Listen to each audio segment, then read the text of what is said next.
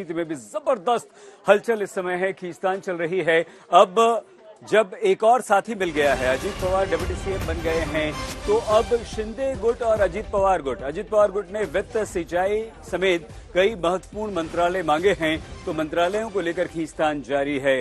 वित्त, सिंचाई, ये दो काफी इंपॉर्टेंट मंत्रालय हैं जो अजीत पवार खेमा चाहता है हमें दिया जाए। इसके अलावा सिंचाई है, योजना है, सहकारिता है, मतलब जितने भी इस तरह के महत्वपूर्ण डिपार्टमेंट्स हैं, मंत्रालय हैं, वो चाहता है। शिंदा खेमे वित्त मंत्रालय देने को तैयार नहीं है। सूत्रों के हवाले से खबर यह भी आ रही कि उद्धव सरकार में एनसीपी के पास वित्त मंत्रालय था और अब इसीलिए शिंदे ये कह रहे हैं कि हम क्यों आपको वित्त मंत्रालय दें, हम आपको वित्त मंत्रालय नहीं देंगे।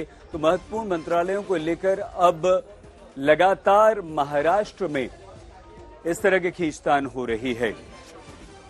आइए हम आपको सीधे मुंबई लिए चलते हैं। हमारे दो संवाददाता दीपेश त्रिपाठी और मुस्तफा शेख हमारे साथ हैं। दीपेश, ये जिस तरह से मंत्रालयों की मांग हो रही है, आपको लगता है कि ये काफी मुश्किल होने वाला है, मामला फंस जाएगा? अजीत पवार गुट, शिंदे गुट क्या टकराव की स्थिति में दिखाई देते हैं?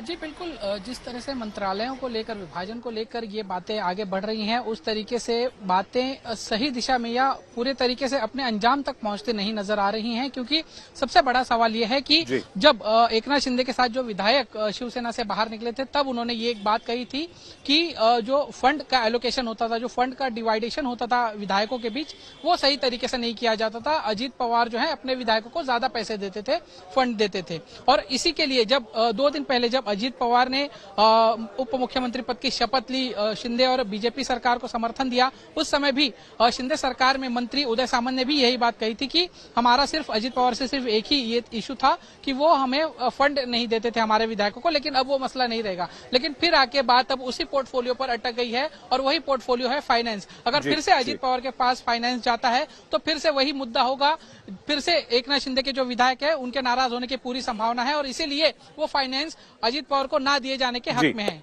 ठीक है मुस्तफा, वित्त मंत्रालय को लेकर ये खींचतान है, कैसे बीजेपी के लिए अब मुश्किल होगा अजीत पवार और एकनाथ शिंदे को साधना?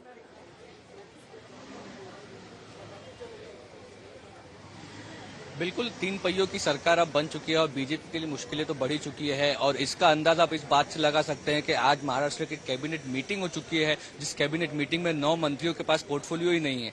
तो ये आप इससे अंदाजा लगा सकते हैं कि किस तरह के नेगोशिएशंस चल रहे हैं। सिर्फ फाइनेंस मिनिस्ट्री की बात नहीं है, इरिगेशन मिनिस्ट्री की अगर आप बात करते हैं तो वो एकनाथ शिंदे ग्रुप के पास है। उनके मंत्री से हटाकर ये मंत्रालय एनसीपी के जो लोग आए हैं उनको देना पड़ेगा। क्या इसके लिए शिंदे गुट के जो मंत्री हैं वो तैयार है? इस बात पर कहीं अनकंफर्टेबल आप कह सकते हैं डिस्कशन जो शुरू है। और सिर्फ देवेंद्र फडणवीस या बीजेपी के लिए नहीं, एकनाथ शिंदे के लिए खुद ये एक आप कह सकते हैं कि बहुत ये आप एक इम्तिहान की घड़ी है। क्योंकि जब से 1 साल से वो सरकार में है, बीजेपी के साथ तो संतुलन बन गया, लेकिन अब राष्ट्रवादी के साथ संतुलन कैसे बनाए, ये एक बड़ी आफत आ पड़ी है।